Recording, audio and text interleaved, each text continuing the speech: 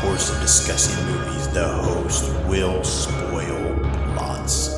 You've been warned.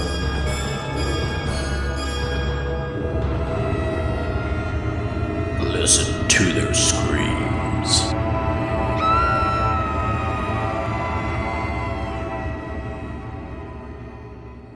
Greetings, ghouls and creeps, and welcome to Listen to Their Screams, a horror podcast that feels like you're chatting with friends. I'm one of your friends, Dave. We're joined as always by our other friend, Ike. Ike, how are you? Hey, I'm not doing too shabby, just ready for Thanksgiving. It's right around the corner. Well, as this episode drops, it actually is Thanksgiving. True. Not as we record, but when the people can earliest listen to it, it is. So happy Thanksgiving to everybody out there in Screamland. Hopefully you are stuffing yourselves and having a good time, getting to spend some time with family and trying to slip in a horror movie or two. So, Yes. but we're going to talk about some today. Our review today is of the movie Good Boy. We're going to talk about that in a little bit. Really quick, let's talk Creep Tape Season 2, Episode 2. Wes, Ike, did you watch this? I sure did. What did you think of this one? Wow. Well, obviously it's great. I don't think I've watched an episode of Creep Takes yet that I haven't liked. But episode two's with Wes, it does take a little bit of a different twist.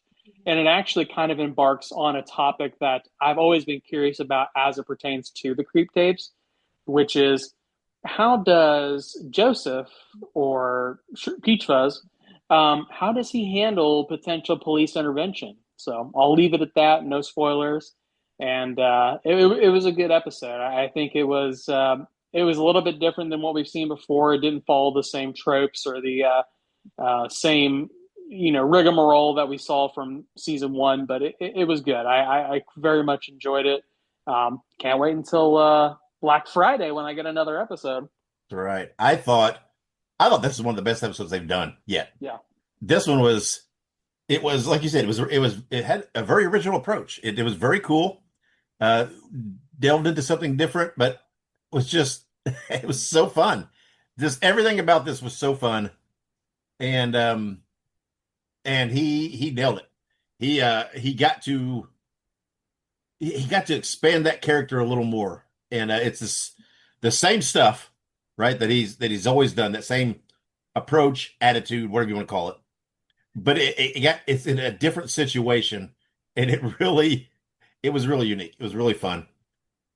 It was just so good to watch. Had a really nice ending for me. I thought it was just I liked how it did, because as I was watching, I was kind of like, what are they going to do with this to get this done? And I'm glad they really kind of drew a hard line in establishing this character, um, because you get a lot of these episodes, right? There's humor, and sometimes you forget about what's happening, right? Yeah. And the fact that he's killing people, and I think with the ending of this one, you get a kind of a hard reminder of this is a bad dude, man. He's killing people, and Yeah, so this is a bad mofo. right. But he is entertaining. So I thought this was one of the best episodes yet. I do like this season. We've had two episodes, and both have had kind of a unique approach, a little different twist on what they've done. So I'll be curious to see if they have ways to keep that up. I'm guessing we'll probably have maybe one or two at least sprinkled in, just the old tried and true, and that's okay. But we actually do in our news have talk a little bit about one of the upcoming episodes. Um, Something that was revealed today online. So we'll talk about that in a bit. So before we get to everything else, Ike, did you watch anything else this week? Let's see. Still watching Supernatural. I am up to season six, I believe. So we are post, you know, big showdown from season five, where it's Michael versus Lucifer, kind of, Yeah. and then obviously Sam slash Lucifer gets sent to the cage, and now we are in the soulless Sam saga, where we have him, and he had come back, and so did their grandfather Samuel, and they're kind of all these weird monsters are suddenly popping up. So we're slowly venturing towards the Mother of Monsters saga. Yeah, no, good stuff so far. Really enjoying the rewatch. Otherwise, not much else horror. Yeah, not much else that's horror related. Just a few shows here and there, but I guess Supernatural is the big one. Yeah, let's see. Did I watch anything else? I don't remember. I don't think so. Did I watched Thanksgiving? Was that before the last episode? Um, or no? Yeah, I think last episode, like the holiday, or not the holiday, the birthday for it. What's that? What did you Uh, say? like the anniversary for the Thanksgiving. That was No, last week, I think. no. I said I watched it. Oh, I thought you were asking me when the anniversary was for it. No. But I couldn't remember if I watched it after last episode or before last episode. But whatever the case, recently I did rewatch Thanksgiving. Actually, it was since. It was since. It was just a day or two ago. So I did rewatch Thanksgiving. But I think otherwise, I think that's about it that I can recall. So not much right now, but we're getting ready to get into the Christmas season. This is actually the last episode of excuse me, November. True. So we will be into December soon, and I have some favorites that I have to hit through that time. Of But I also course. have lots of non-horror stuff to watch too during December. So I keep busy with my viewing. So all right then, let's take a break. When we come back, we'll have our news and anniversaries and everything. So stick around. Make sure you subscribe to Listen to Their Screams on your favorite podcast platform. Also, make sure you look us up on social media. We're on Facebook, Twitter, Instagram, Letterboxd, TikTok, and Slasher. All you have to do is look up Listen to Screams. That is Listen, the number 2 and Screams, and you can find us there. Also, make sure you go and buy yourself a Listen to Their Screams t-shirt. You can find all of our shirts at tinyurl.com/Screams Shirts.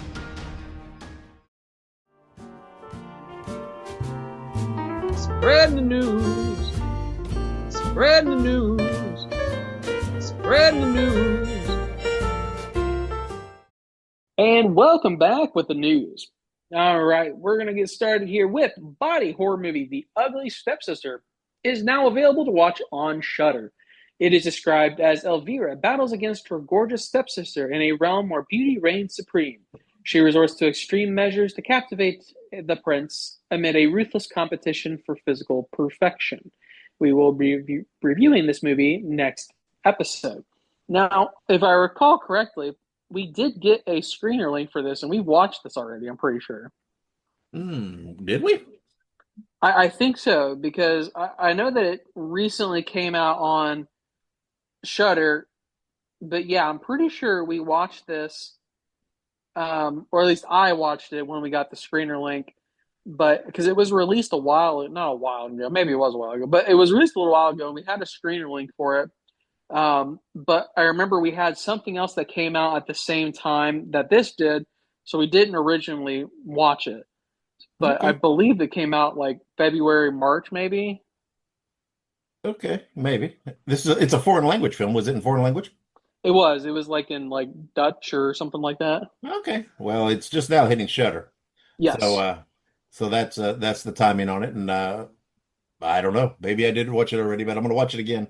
And okay. I did see on Shutter they do have it actually have an English overdub version, which Really? that's right. Yeah, I saw that today when I was looking to just to verify that it was on there. I saw there was an English overdub, which is unique because I've never seen that on there, but so I'm curious. But yeah, I'm looking forward to watching it again. Maybe it'll all come back to me, but that's okay.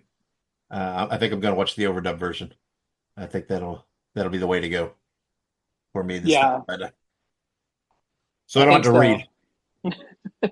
I was gonna say I remember watching it in the foreign language. And it was great, but I'm very curious to see the quality of the dub. So we'll That's right. that's a whole new viewing experience. That's right. Very cool. But yeah, we'll be reviewing that next episode. So keep an eye out for that. But moving to our next little bit of news, Scarlett Johansson will star in Mike Flanagan's The Exorcist. No release date is available yet for this movie, but reportedly this is not a remake and will tell an all new story. So that's good Yeah. news. Um, all new story is always good. Now, I am a little concerned about the whole Scarlett Johansson thing. Yeah. Not that I don't doubt that she is a skilled actress. My big thing is that horror oftentimes thrives with the unknowns, and I think Scarlett Johansson could do a good job, but we'll see. All with full judgment. Yeah, I don't know. We'll see. I mean, ScarJo's okay at certain things, but I don't know. It's hard not to picture her in, certain certain role or Black Widow or whatever else, but and I think she really needs to really step outside her box and just do something completely different and do like I don't know, something where she's a villain or really bad or really I don't know, but to try to reinvent herself a little, but I don't know. We'll see. I love The Exorcist, so I'm looking forward to some new material in that realm. I like Mike Flanagan, so I like him being on board. Um, I don't know. I feel like Scarlett Johansson a lot of time gets signed on because I think that's going to automatically make it successful at the box office, and it doesn't always work. But hopefully she can deliver. I don't know, but and again, we don't know what her part is in this or what she's doing. I don't know, but True. whatever. I'll be open minded until I see it. Yeah, absolutely. Yeah, I'll keep an open mind until we actually get to see it. But I mean, the role that she played in Jurassic World was a Rebirth, um, or whatever the last one was. Yeah. Her character was a little morally ambiguous in that one, so maybe she will play a more evil character in this, or I don't know. Yeah, I don't know. Maybe it just seems to me that I don't know. Maybe I haven't seen enough. She always seems to act her roles the exact same, though. It always seems like True. it's the same deliver. I don't. Maybe again, my extent of her is really the Jurassic Park movie and the Marvel movies. I don't know what else I've seen her in. I mean, there might have been something else, but so maybe that's why I get stuck in that rut of thinking of her. Yeah. I don't know. She's always funny on I Saturday mean, Night those are Live. her probably her most notorious roles, specifically, with Marvel and whatnot. Yeah, I mean True. she's yeah. So I mean, she seems to do comedy well, but I don't know. Again, if I'm unless I'm missing something, I don't know that she's ever done a full blown horror movie. I don't know. I'll have to look at her IMDb because, like you said, I mean, most of her, even prior to like Marvel, I think it was mostly like romantic comedies and stuff like that. And it makes me wonder then how full blown horror will this be? I mean, will it be milder? Will they be going for a PG-13 rating with her in it and trying to get across the board? I don't know. It raises a lot of questions, but eventually we'll get the answers for them. We'll get to make our own decisions on it. Sure. Also, I was just looking at her IMDb. She was in Eight-Legged Freaks. So, I mean, Yeah, well, that's. I mean, I mean, I don't know. That's not. That's kind that of was that was a little more of a horror comedy. So it's Yeah. I like, mean, it's again. There's not going to be. Surely not going to be a lot of comedy in The Exorcist. I mean, and something within The Exorcist, but I don't know. I don't know. But again, it's also not. It's not like The Exorcist is a slasher franchise either.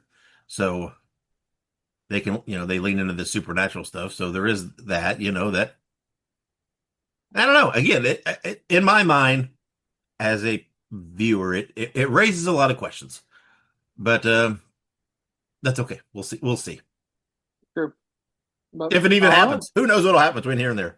I was going to say the other Exorcist movie that we were potentially going to get got scrapped. So it's hard to say if we'll even get it. Yeah, who knows? But very good.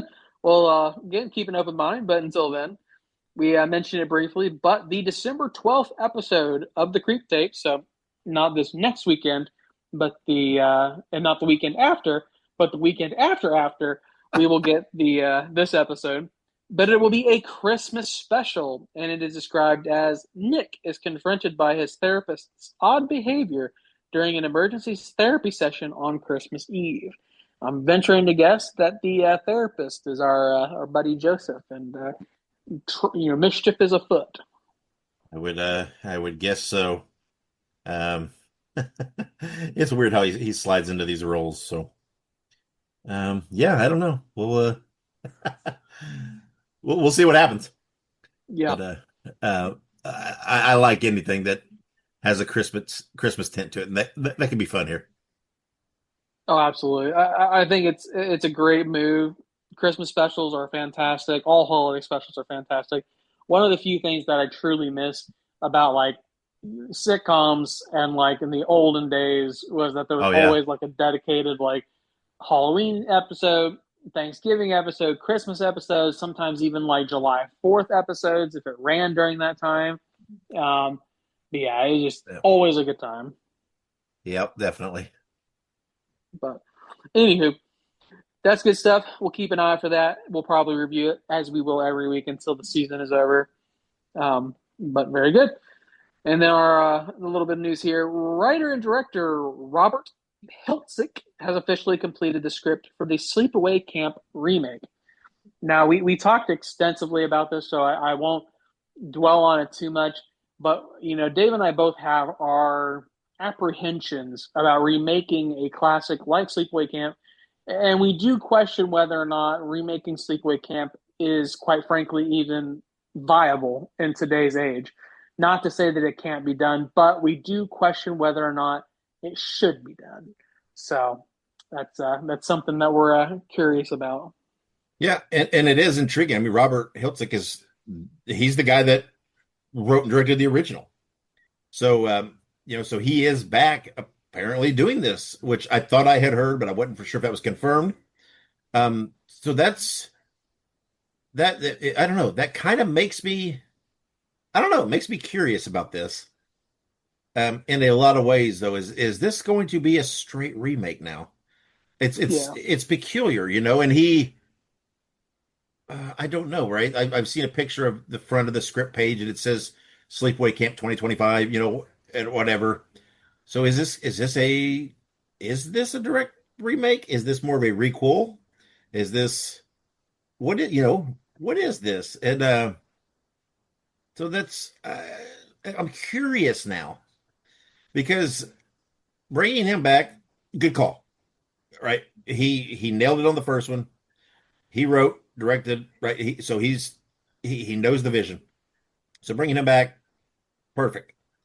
But I'm curious what's going on with this, and I do know that Felisa Rose has like shared everything about this online. Now she could just be because right, this is her franchise, this is her movie, and she's just right being a good spirit. We've talked about it before. She's a great ambassador, or is she tied to the movie somehow? Will she be in it in some capacity? Will it be a cameo? Will it if this is a recall type thing? Will Angela somehow be in there as an adult? You know who? I don't know. I now have questions. Yeah. As to some of those things that we wondered before. Maybe we were asking the wrong questions. That's And true. maybe this is not a remake. Maybe this is more they're pulling the Scream recall type deal and bridge into something new. Um, and maybe the whole reveal of the original's not even the point anymore. And maybe that's not even that they don't even need that, right? I mean, or it's not a sticking point, right? Because they're not looking to do that reveal again. But it's something that spins out of that movie and bridges over to a new thing. So I don't know. I'm curious now of what this direction is. Yeah. And I believe I said the exact same thing. I am apprehensively curious. I want this to be good. I want this to succeed. I want to love this movie. But it feels like it's a weird line to walk. But if they go more of a recall type route or something to that effect, some of those concerns are gone. Then you don't have to worry about that anymore. So I'm curious with him being on board. It I don't know. Unless Yeah.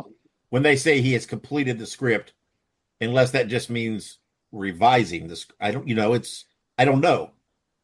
Did he write a full new script? Did he just revise the old script and bring it up to date again? I don't know. What has happened? Um, it's like we have all these questions and we don't know where they're going with it. Someone tell us more. It's definitely got my attention. Let me put it that way. No, absolutely. I think that I'm sure we'll find out some more information soon, but my hope is that they go the requel route and that Angela is still a character in universe, and they get Felicia Rose back to play her in some way, shape, or form. I don't know. Hopefully they do. Hopefully they do it justice. But Yeah, it doesn't like even you have to said, be a I'm major thing. Doesn't even have to be a no. big part for it, just something to link it. And fuck, I don't care. Bring back what's her name, Springsteen's sister. She's still. I'm assuming she's still alive from the other Yeah, two. But I'm thinking they're ignoring all that problem. But hell, have her in it. I mean, let's just bring it all in. And I don't know. I'm very curious. But all I know is this: hey, Kenan Thompson, don't fuck this up. This is sleepaway camp, man. This is good shit. And just don't do us wrong here. They've tried to do lots of sequels, man, and they're not they're not that good. And they don't have that same feel, that spirit, that energy. And because again, a lot of them they've tried to play around, skirt with the big reveal at the end of the first one and use it. And have you ever seen Return to Sleepaway Camp? The one that Felicia Rose did? yeah. You're talking about the one that's where she's like the sheriff, right? Yeah, and it ignores the other ones, the other Yeah, sequels. That was a bad movie. it was. It was not a good movie. And I love Felicia Rose, but that was not a good movie. And it's like because they're still trying to, they've always still tried to skirt around that reveal and still try to make it like it's you can do it again, like you can, right, like you can put that magic trick back and pull it out again, and no pun intended. And it's you can't, right? And it's now if you try to do something like that, it's kind of weird and tacky and not it's not clever. It's more offensive and kind of gross. If you do the same thing, it's just not. It's not gonna work. And that's what you got to think. Keenan, you got to think, right? He's smart enough. Surely he knows not to. I mean, surely he's not going to allow something stupid with his production company. And that's why I don't know. That's why now my gut feels like this is more recall material. Yeah, And it might I'm still be thinking called so. Sleepaway Camp, but again, they all do that, right? They don't come up with a new name. They don't want to feel like it's the next in the franchise. They feel like that gives it that reboot of the franchise feel if it's just the same name again. Look how many have done it. Scream, Halloween. I know what you did last summer. They all just right. They just use the original title to kind of tell you this is where we're this is where it restarts. And I kind of feel like that's what they're trying here. All these other franchises are doing it, and I feel like that's what they're doing here. They're going to go back. They bring the original guy back. They ignore all those subsequent attempts at sequels and say, "Okay, Robert Hiltzik, what would you do if you're this many years, 40 years in the future from the original, and you wanted to continue this story on? What would you do? Let's discuss this." And you want to link it to that. So how would you do that? But yet you want to bring it into a new realm, right? And move it, try to so that there's potential to move forward. How do we do this? I think I really think that's where we're at. And it's not just a straight remake anymore. Yeah, I think so. I think that's unfortunate. I mean, that it has to be like that. If it's not, I I'm hope. very worried. Yeah, I mean, and I'm telling you, if it's not, we will review this movie. And if it's not, the gloves are off Oh yeah, absolutely. because I'm not going to be happy because that's just I don't know. There's no place. I don't think there's a place for that now. It's different. It's that same scenario now is different. They didn't. I'm not saying they were disrespectful even back then though. That's not what it was. It wasn't a mockery. It wasn't a joke. It was. I'm not. They didn't do any of that then, right? So it what I don't even view it as it was an offensive thing necessarily then, because it was more this twisted mom. This is what happened, right? It wasn't poking fun at a part of a slice of people, a section of people. If you do it now, it most definitely is. whether that's your intent or not, it's going to. That's the way it's going to be. That's the way it's going to come across, and there's just no place for that. We Yeah. know better. We know better. It's been 40 years. We're smarter people, and well, some of us, and there's no place for it. And I don't know. I would think, Keenan's had a very long career. He's been very active in lots of stuff. He's done movies. He's done obviously Saturday Night Live for an eternity. Surely, surely he's got his fingers on his pulse and knows enough to know that. I would think. We'll see. Yeah, absolutely. But for now, You know we how will. passionate we are about it because, man, this is every time Sleepaway Camp comes up, we get sidetracked. Oh, absolutely. This is up there with Scream and Chucky. We always get out on That's tangents right. on them. So There's um, so much to digest there. there is, but no, for sure though. I think we'll have to hold our peace until we get a little bit of more information. It But is. until then, I mean, Russ, we talk. We don't have that much information. Look how long we're talking about. It's gonna be something else when we actually know something. So that's what I was gonna say. As soon as we know something, it's gonna be even worse. yeah, we may have to do a 2-part episode. Right.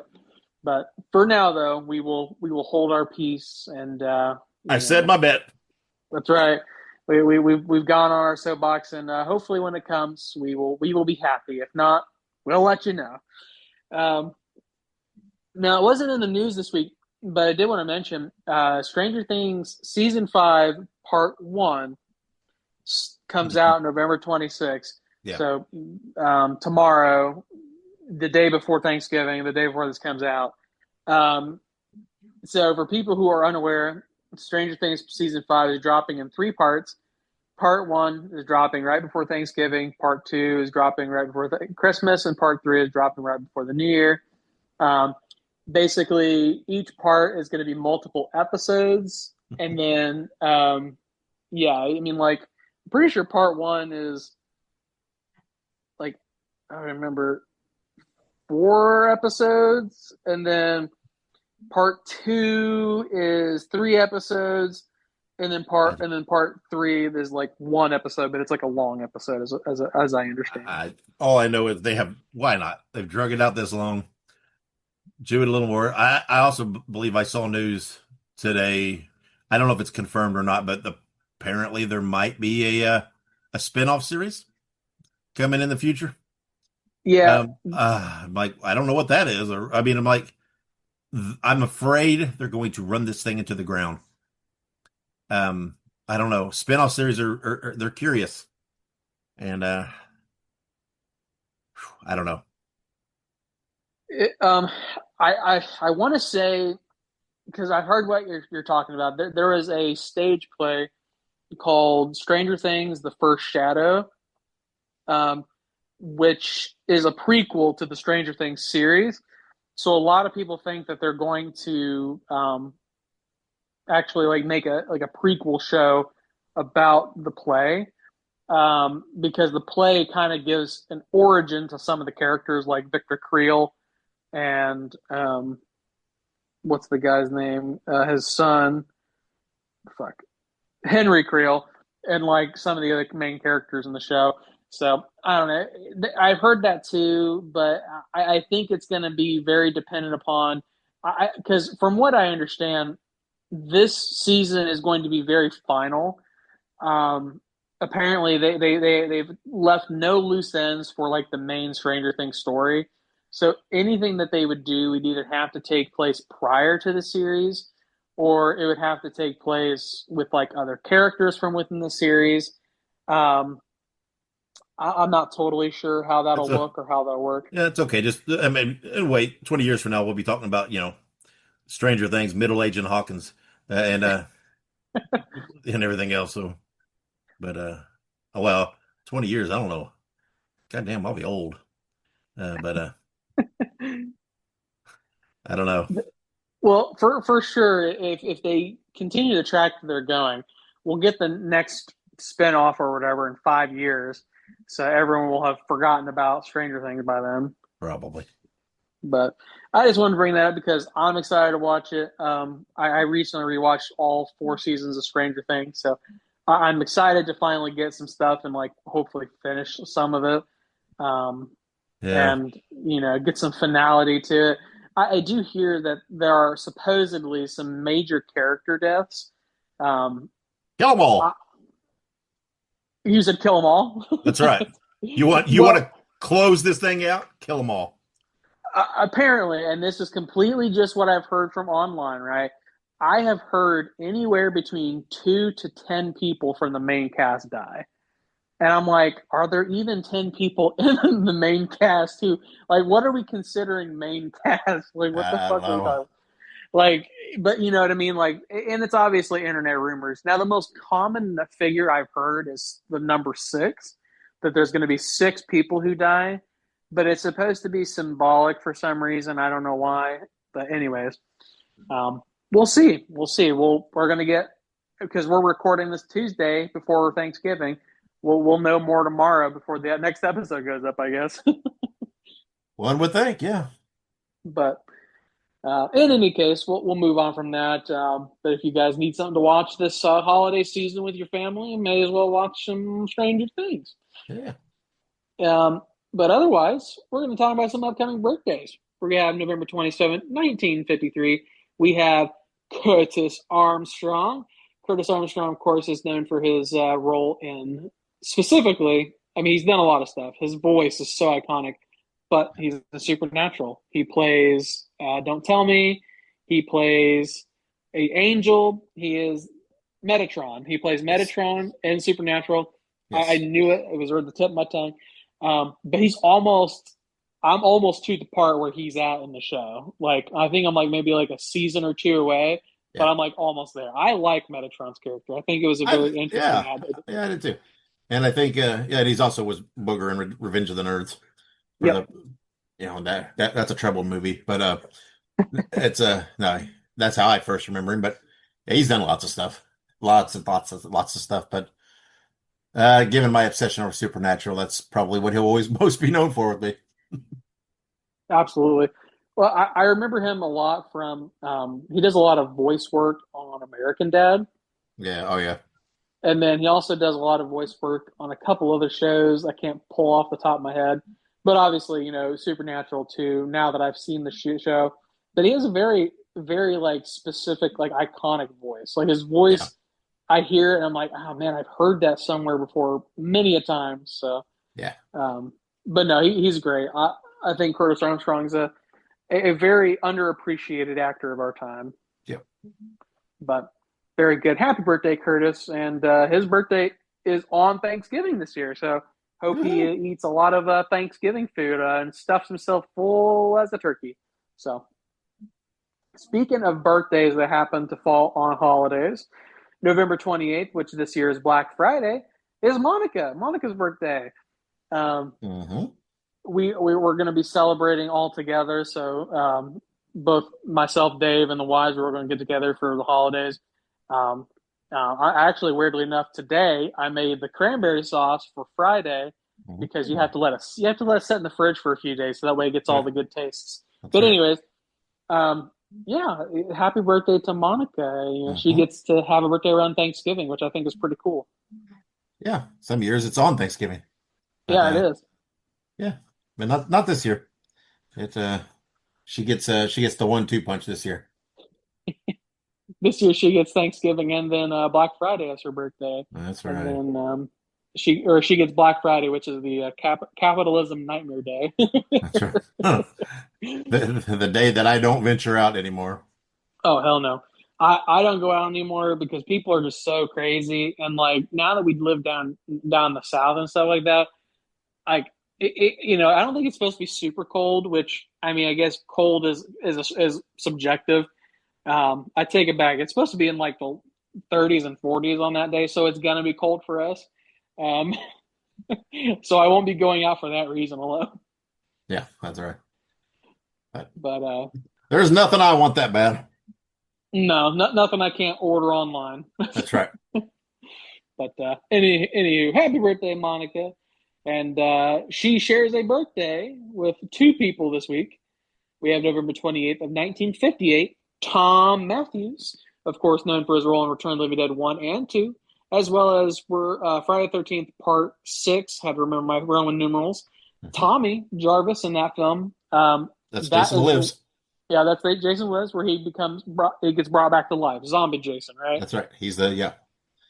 He is he's the guy that I always say at the beginning, right? That opening scene where he has to kill, right? He has to make sure Jason's dead, so he shoves the whatever in his chest, which serves as a lightning rod to bring Yeah, back Jason. But that guy he's with in that scene that gets killed is used to be in the show from the 70s, Welcome Back Kotter, and he was Horseshack. So that's I see him, that's always what I think of. But but yeah. And yeah, of course, Tom Return of the Living Dead, one of the best movies of all time. that is a good one. I do like Return of the Living Dead. Part 2 is my favorite. I like Part 1, but Part 2 is so fun for me. Yeah, they're both great. But honestly, that version of Tommy Jarvis, I think, is the most iconic too, because he was the version that got put in the Friday 13th video game. Because I don't know the specifics, but in certain levels, you could actually play as Tommy Jarvis. But it was this version of Tommy Jarvis, They didn't put the quiet one on the from the farm who wouldn't answer anybody's questions. or Corey Feldman's Yeah, Tommy Jarvis, the little guy who just stands in the bushes and watches. right? Like a weirdo, Jason Jr. Yeah, such an untapped possibility there. Really, it is. It really is. No, we got the paramedic as oh, It could have been better, man. It could have been better. could have been Tommy. It could have been Tommy. I mean, they literally bury the lead twice. They do the whole Tommy Jarvis turning dark side at the end of part 4 and at the end of part 5, just for them to turn around and be like, oh, never mind, JK. He's a good Yeah, guy. yeah. Forget it. Forget about it. And he's got a girl, Right. Yeah. and her dad's a sheriff, and he don't like him, and whatever. Good Lord. But in any case, happy birthday, Tom. Hope you're doing well. We're going to jump now to November 28th of 1946. We have Joe Dante, the director of Gremlins, The Howling, and many more. I mean, the Gremlins and The Howling by themselves, I think, are pretty iconic. Pretty iconic. That's a pretty good direction. resume. Yeah, so far so good. The Howling's great. But apparently he also did 78's Piranha, Yeah, he and did. he did some other stuff too. But that's, again, even more iconic. But no, I love those movies. And obviously that is due in part to our friend Joe. Mm-hmm. Thanks, Joe. Thanks, Joe. Is Joe still alive? Yo, Joe. Let's see. Yes, he is. He is still Okay. alive. He's still with us. Good deal. I don't know. I don't know if he's still doing. Oh no, he's got some stuff coming up. He's got 6 projects in development. I wonder if he'll be a part of the new Gremlins movie. I sure hope so. If he's still kicking Yeah, maybe. around, I'm hoping he is. Yeah, maybe he can't actually direct, but He's actually, you can, producer role or something. yeah, you can bring him on to advise a little. Why According not? to this, he's directing a reboot of Little Shop of Horrors that is in pre-production. What? Yeah, I mean, how do you remake that movie? That's without Rick Moranis. Who's going to play that? unless they're pulling Rick Moranis out of out of retirement. This is where I feel another sleepaway camp rant. We need to move on. But moving on before that gets started, Mhm. we have one more birthday, November 30th, 1979. A friend of the show's, David Howard Thornton. I don't know if he actually is a friend, but I consider him to be a friend. I think he's everybody's friend. True. But David Howard Thornton, as Maybe many not everybody, people, true. But as many people may know, he's, of course, Art the Clown in Terrifier 2 and 3. But he's also the mean one from The Mean One. And he's also plays Steamboat Willie and Screamboat, as well as player number 2, 3? I don't know, but Remember which one he's is. Scream. Yeah, he's a street. You can tell it's him. He's the skinny one. Yeah, the lanky guy. That's right. Yeah, you can tell which one it is. But yeah, that's man. He's in some fun movies there.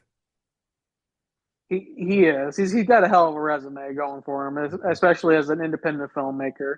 That's right. And we know. I mean, obviously, we know. Right, Terrifier 4 on the way. We know coming up there's going to be a Screamboat 2 introducing Minnie. That ought to be wild. I'm assuming. I Yeah. think I've heard that there's planning to do a stream too. I don't remember. I don't know if he died in that or not. I don't recall. It's been a while. So yeah, we know some parts he'll have in the future. Yeah, I think he's still alive.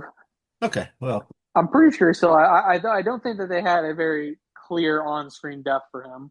yeah. So, and I'll be curious to see what other things he picks up because he plays these. He's so good at whatever you want to call it, body acting or whatever. His mannerisms.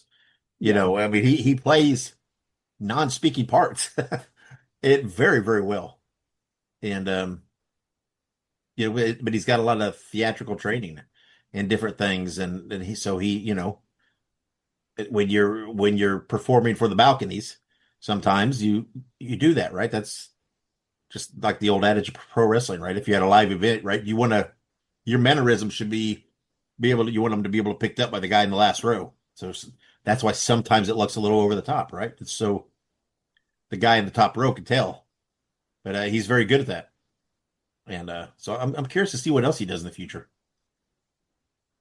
Yeah, absolutely. I think he has a pretty bright future ahead of him. Just given his current resume and given the fact that he is generally a good person and has little to no controversy in real life. You know his dream role, right? What his dream role is to play.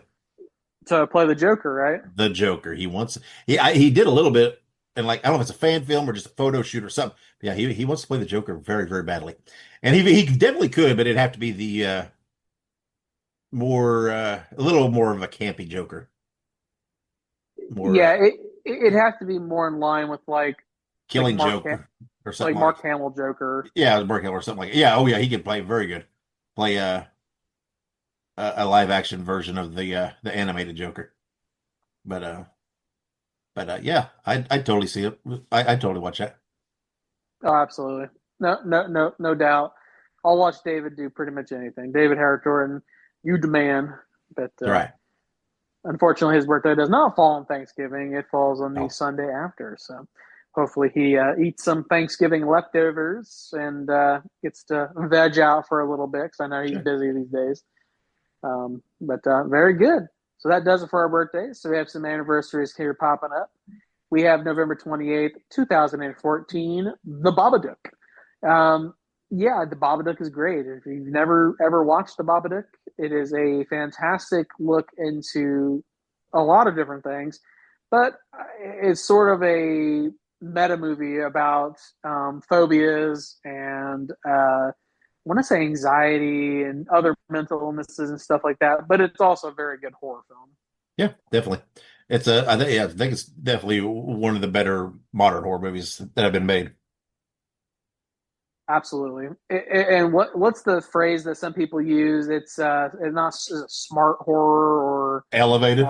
yeah, elevated horror. I would say this is an example of Yeah. an acceptable quote unquote elevated horror, even though I don't like using that phrase. I don't either.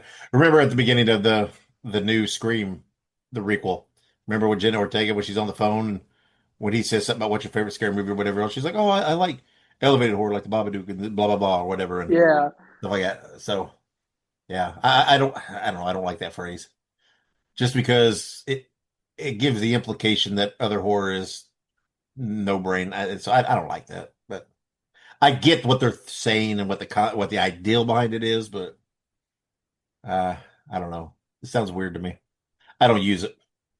Right. No, I agree. I think it's borderline derogatory towards lower budget films in some way. Right. It is when I sit there when I want to watch just a good mindless slasher. That's okay, and I don't need somebody to tell me that's not a smart film. I ain't watching it for I'm not watching it to think. Right. No, for Nothing wrong sure. with that. Absolutely. I agree. But don't get us started on that. We'll go down that rabbit hole It's too. another But another soapbox there. Yeah. true. But jumping now to November 30th of 2000, I'm sorry, 1990, we have Misery. Misery is great. Oh. Actually, I just watched the episode of Supernatural Oh. not too long ago where they meet Chuck for the first time. He And says, he's like, is this a misery thing? Is this a misery thing? Yeah, it's so funny. Yeah, But oh man, what a great movie. it is.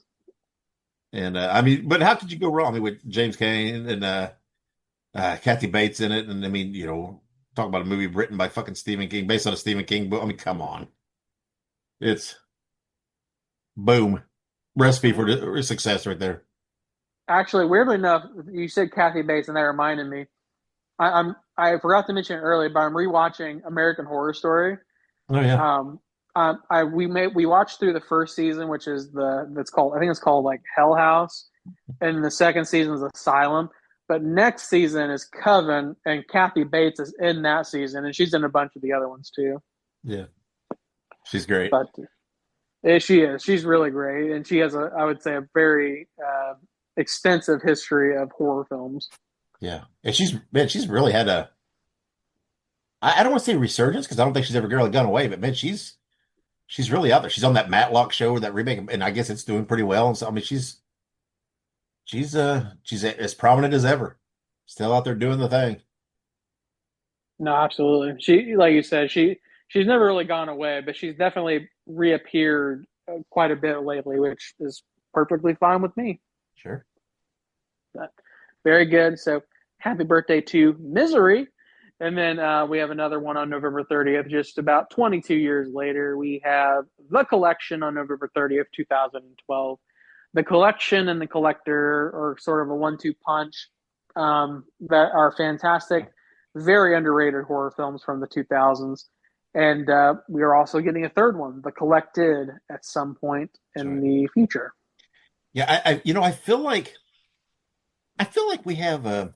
I don't know. There's something about us that I feel like we have influence somehow because we start this show, right? And we talk about one of the things we really talked about was how, there's a lot of 90s horror that's just underappreciated, right? And people don't, or not 90s horror, early 2000s horror.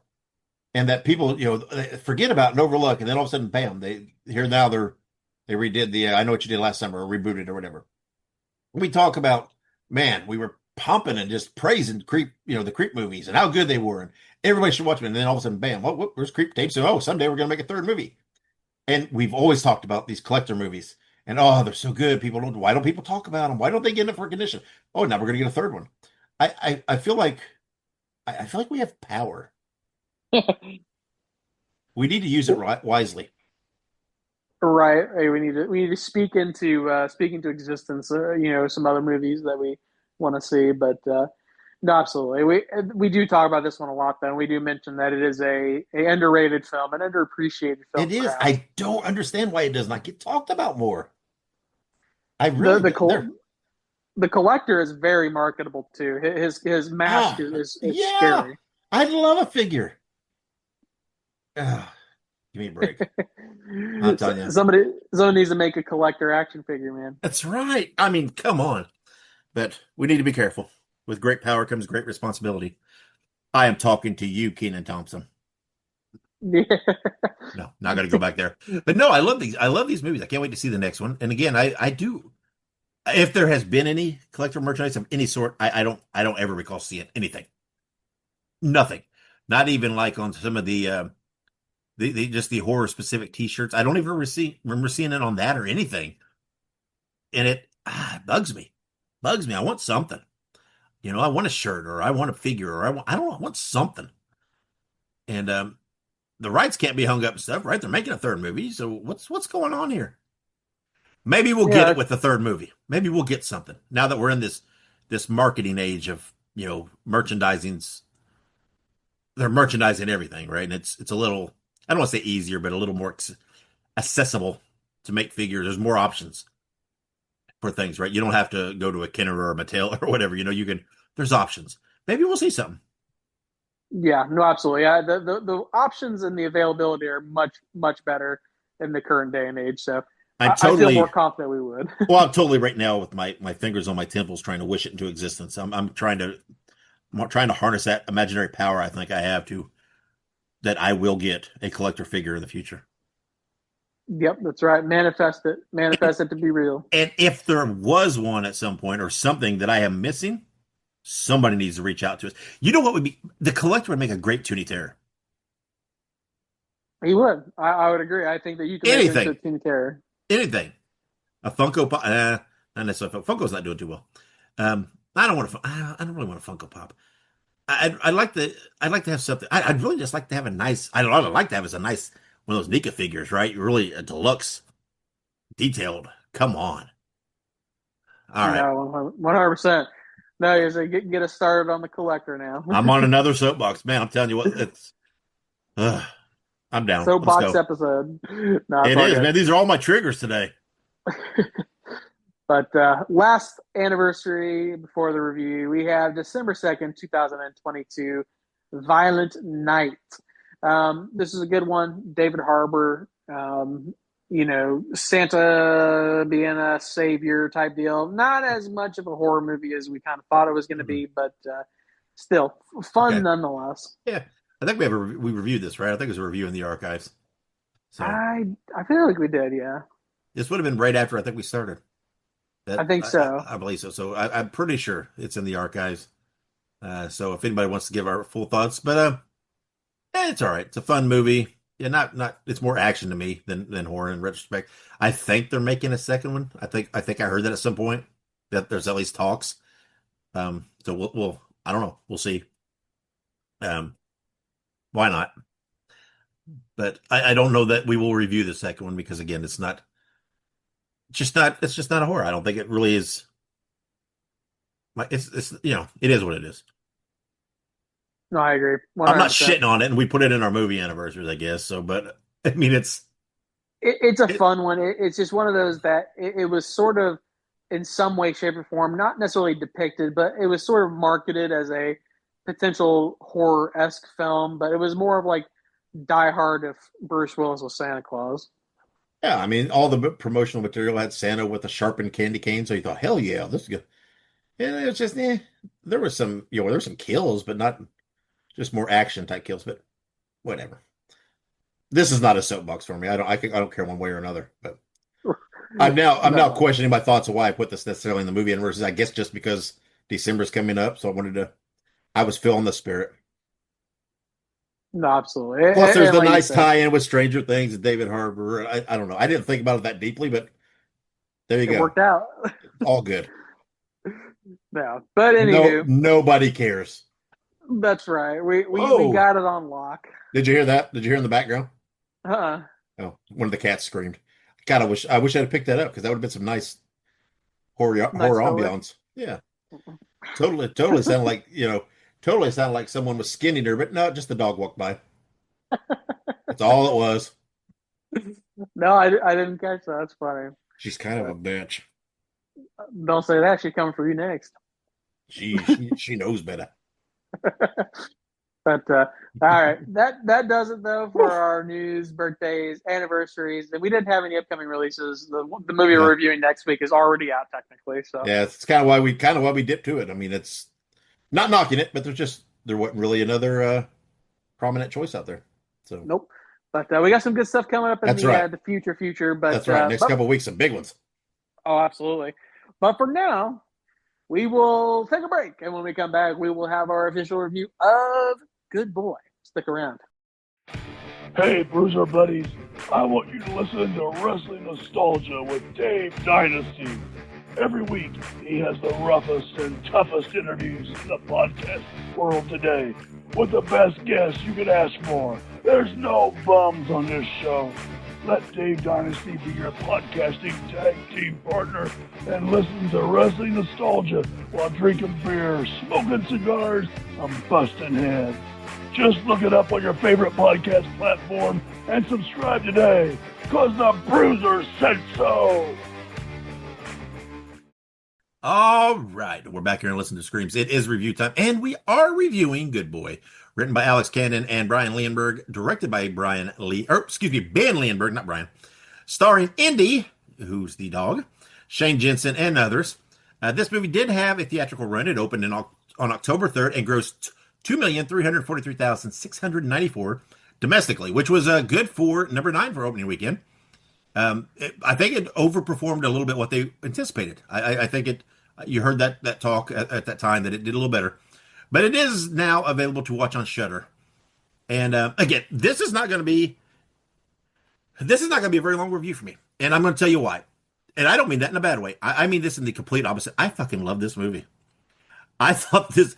I heard all the hype about this and about how good um, the dog did and everything else, right? And a fun fact that I didn't put in here: I did read that it took like 400 days scattered over 3 years to film this movie Yeah. because of working with the dog and you know the limitations and you know you can't overwork a dog and different things like that. So, but anyway, I'm telling you what, this dog, and I'm a dog man. I'm a dog guy. Don't get me wrong. I love dogs. Love them. So maybe I'm biased. But this dog worked better in this movie than a lot of actors do. Now, to be fair, a lot of it was just they were coaxing natural reactions, I'm sure. But that's okay. But this movie was creepy. Um, and because there's one thing you hear a lot of, and I think they may have mentioned it in the film if I remember right, dogs being having an intuition, right? For if there are spirits and whatnot, dogs are in tune with that, right? On a way that humans can't. You hear stuff like that, and this dog, you know, every noise, every motion, or anything that he thought was there or he heard, you know, he was, and it made you like when he would look in the shadows, it almost made you lean forward and look, right? Is there really something there? And sometimes there wasn't, but it would draw you in because you trusted the dog. And the other guy did a great job too, just because it was a roller coaster with me with this guy. Because you obviously, I felt sorry for him on one level, right? But then I got to a point where, man, was like I almost hated the guy because he started to be mean to the dog. And I understand the situation, but I was like, dude, that fucking dog didn't do anything. That fucking dog's by your side and everything else. And then he did apologize and redeem himself a little bit and made amends, and it was all good again. But then, I'm telling you, the ending kind of broke my heart a little bit. And I thought it was pretty sad. Just, I felt for the dog. But I don't know. I thought this, you know, for a movie like this, which had a very number one, we've talked about it, right? There's not enough people out there taking swings and trying to be creative and do something a little different. They obviously took a swing here with this and tried something different. I think it worked. One reason it did work is they didn't overdo it. This movie was like 73 minutes. Yeah.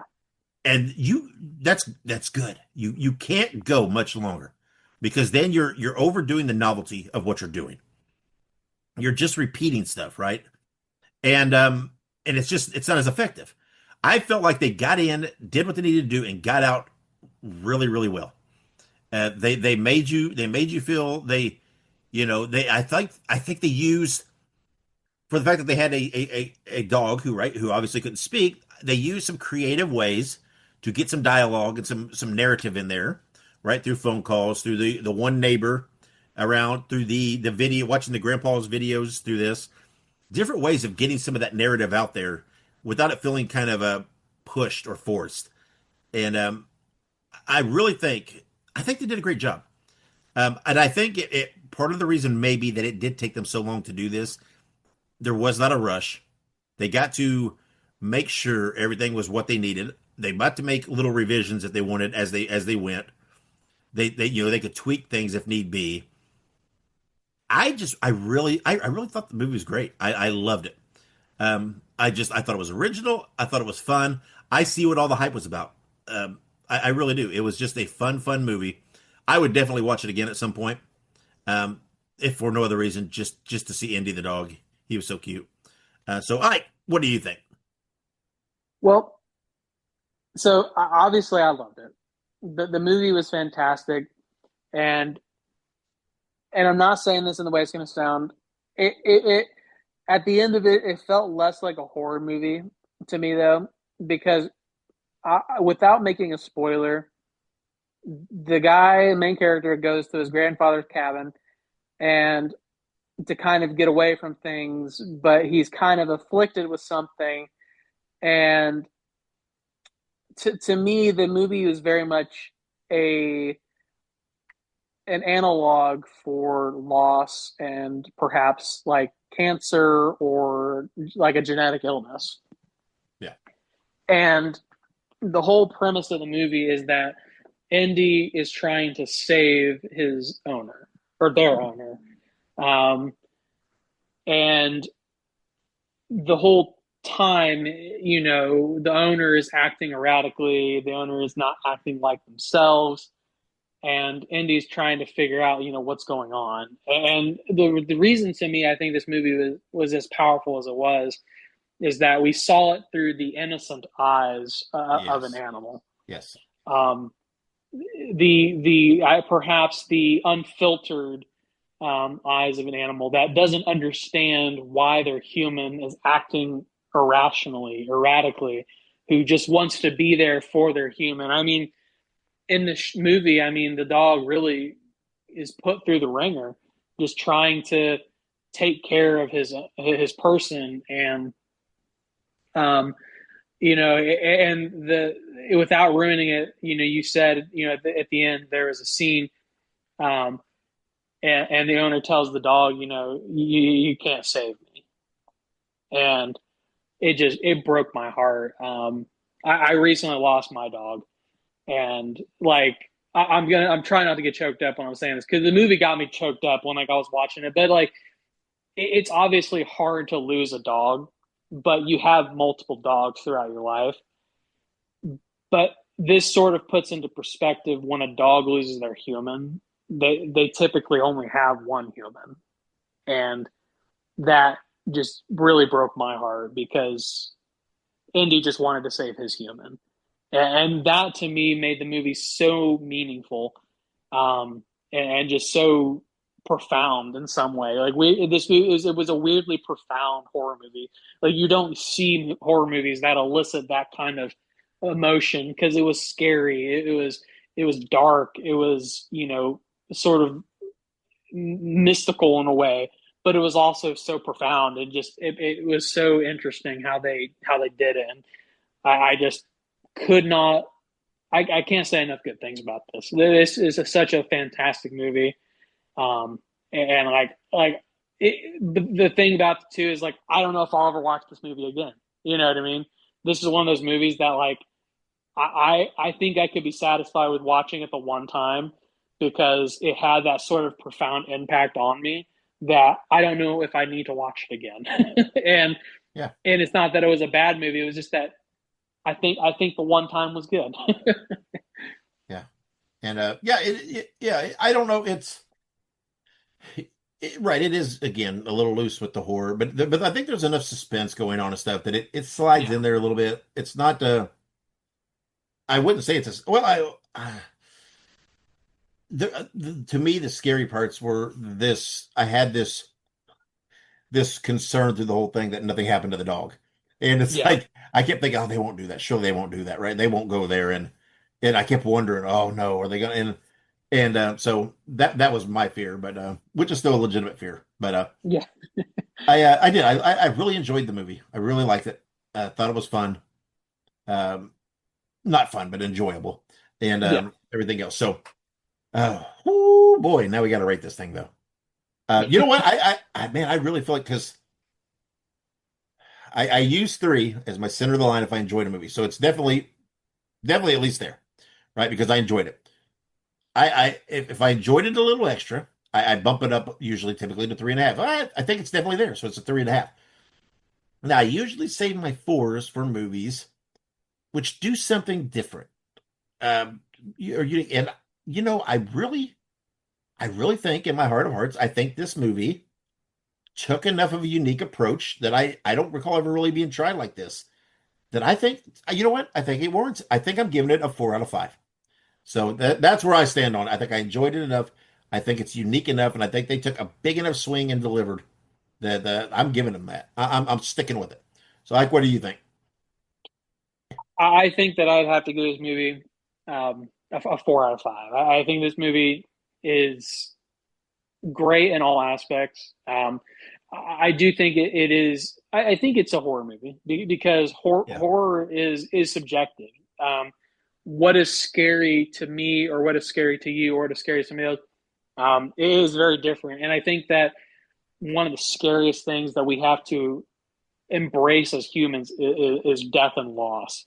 Yeah. And this movie is a very, very candid and unfiltered version of loss, which in of itself is horrifying, but also the aspects around it were. So absolutely, 4 out of 5 for me.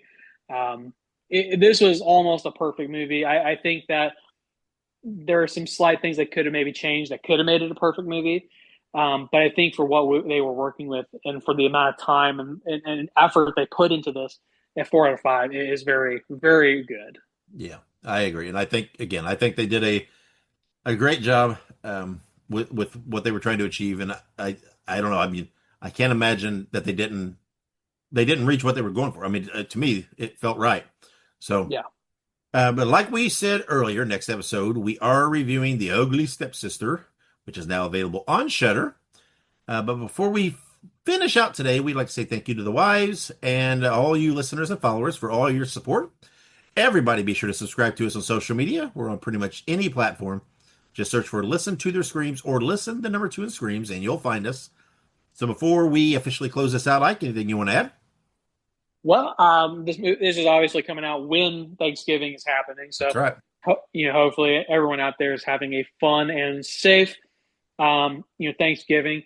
My big thing is don't fry your turkeys in a big fryer if you've never done it before. Don't put that sumbitch in there frozen because you're just going to explode everywhere. Also, preferably do it on pavement. Don't put it on the grass or near your house because you don't want to catch the grass on fire. That's right. Or your house on fire. I fried a couple turkeys before. I have been subject to other people frying turkeys, and let me tell you that is a stressful process, and they're great outcome, delicious. Yes. Man, that's right. Yeah. So, Ike, what is your favorite? Before we close out, what's your favorite Thanksgiving side dish? oh my God, that is such a hard question. It is. So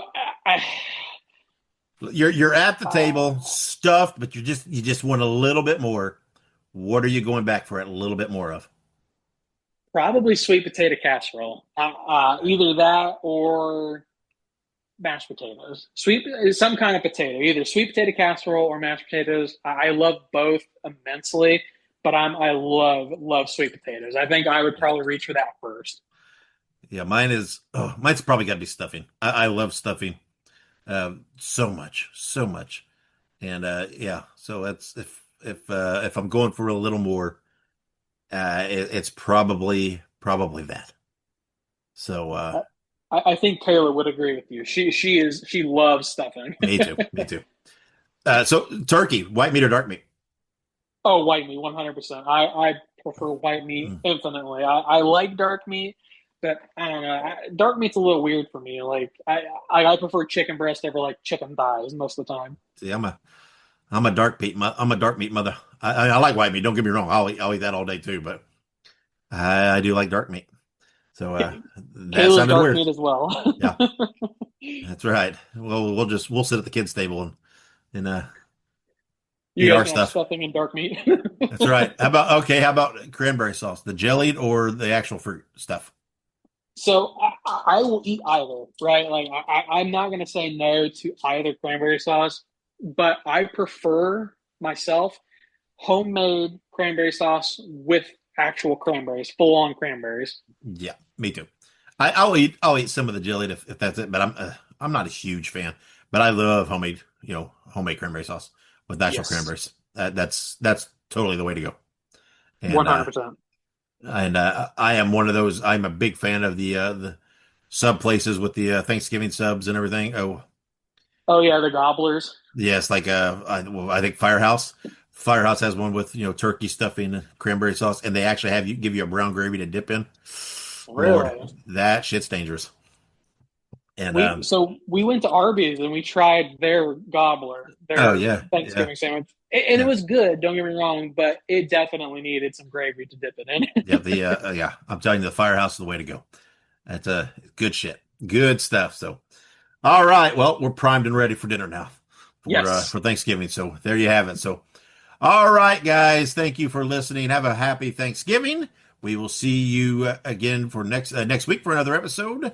Wherever you go, wherever you do, be good, be safe, have many pleasant nightmares, and of course, gobble gobble, motherfuckers.